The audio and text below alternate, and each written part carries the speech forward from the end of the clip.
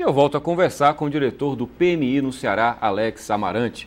Alex, no bloco anterior você falava do que seria, não é, um formato de inserção desse modelo de gerenciamento de projetos. Você recorda de algum case, algum caso local, mesmo sem mencionar nome, que teve dificuldade, que você tem acompanhado? Existe. Tem um caso até relativamente recente em que o que acontece? Um determinado segmento da organização, por ter conhecimento prévio, o responsável, o gestor desse setor da organização, por ter conhecimento prévio, se sentiu na obrigação para poder apresentar os resultados que aquela área dele necessitava apresentar, de estruturar uma metodologia de gerenciamento de projetos. Ele, inclusive, contratou uma consultoria local, né? Graças a Deus, hoje nós temos profissionais já muito bem preparados para realizar esse tipo de trabalho. E planejou, analisando todas essas interfaces que existem, digamos assim, partes interessadas ou partes envolvidas com um processo como esse, como, por exemplo, outros líderes na organização, seus superiores, seus subordinados, questões culturais dentro da organização, planejou como minar as dificuldades ou as possíveis resistências, atuando nas expectativas desses vários elementos envolvidos, dentro também de um processo que no PMI a gente chama de gerenciamento de riscos. Sim. Então a gente precisava identificar os riscos, mapear esses riscos, priorizá-los e planejar como, entre aspas, atacá-los. Ou seja, isso aqui no Ceará aconteceu numa empresa local. Aconteceu aqui. A propósito disso, empresas familiares são muito mais difíceis de se convencerem dessa necessidade, não? Eu diria Ou que não dá para restringir a esse conceito? Não, eu diria até que, na verdade, não seriam mais tão difíceis, tá certo? Jocélio, acho que o ponto central é que a gente tem alguém com capacidade de absorver esse conceito e alguém que tenha uma certa representatividade dentro da organização, seja ela familiar ou não.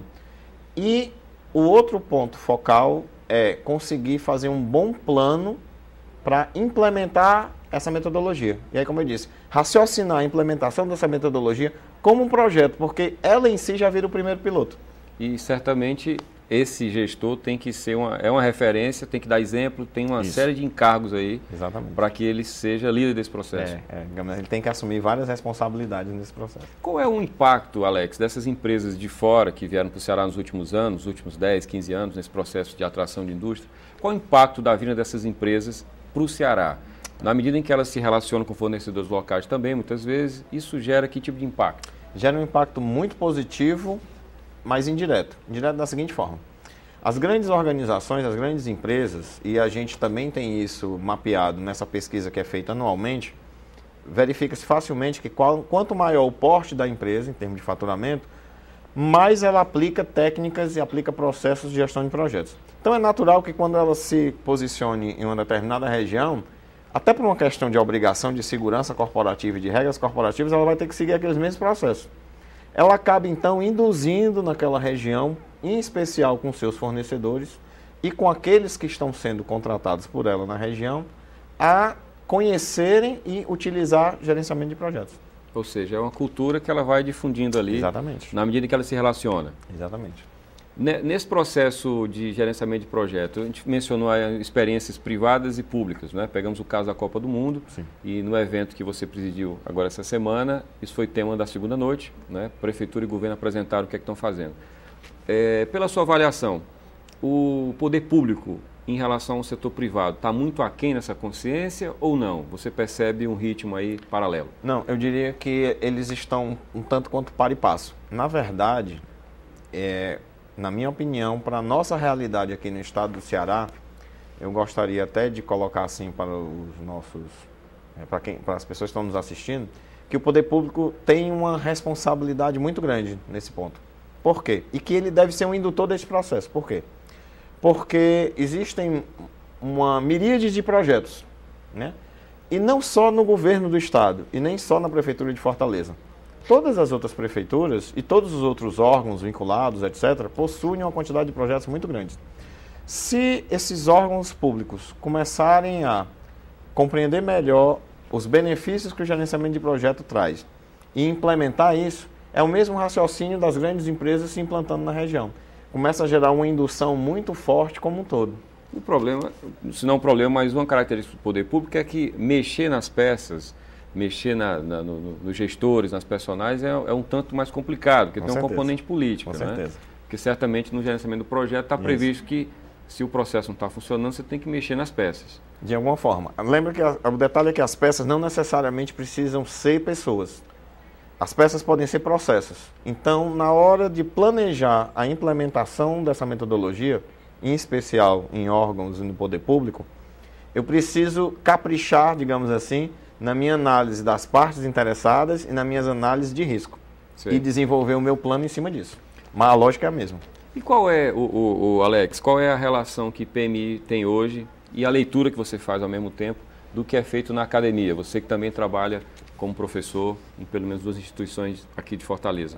Como é que a academia está trabalhando isso na formação dos profissionais?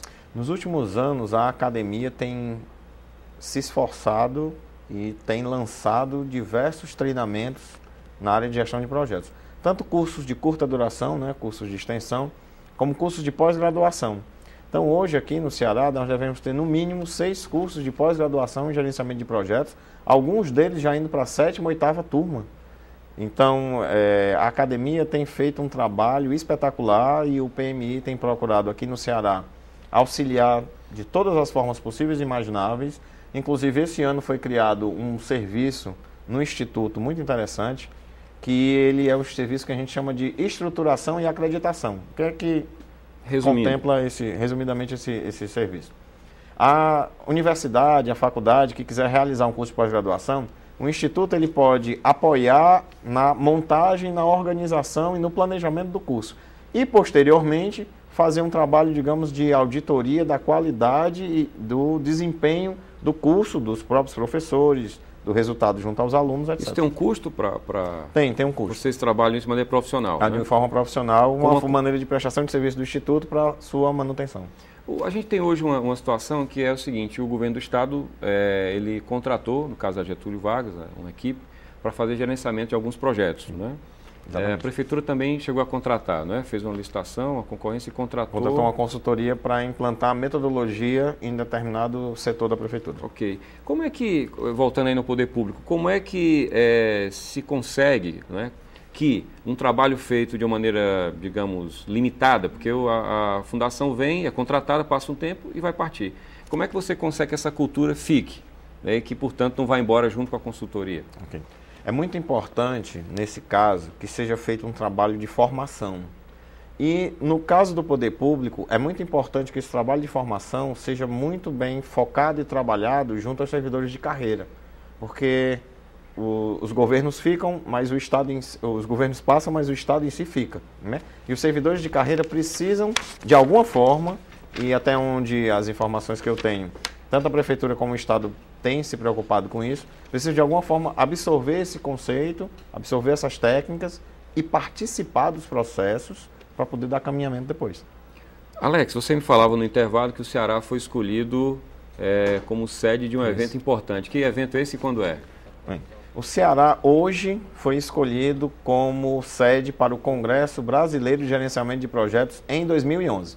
É o maior evento da área no Brasil e tem uma repercussão internacional. E foi fruto de um esforço de vários anos do PMI-CE, através de várias iniciativas que foram feitas, inclusive algumas iniciativas inéditas que nunca foi feito no Brasil. O PMI no Ceará, mesmo jovem, foi audaz e conseguiu desenvolver vários trabalhos, como a tradução de documentos que não existiam em português, que foram realizados e foi assim, uma surpresa nacional, inclusive. Ok, Alex, parabéns então pelo trabalho e boa sorte.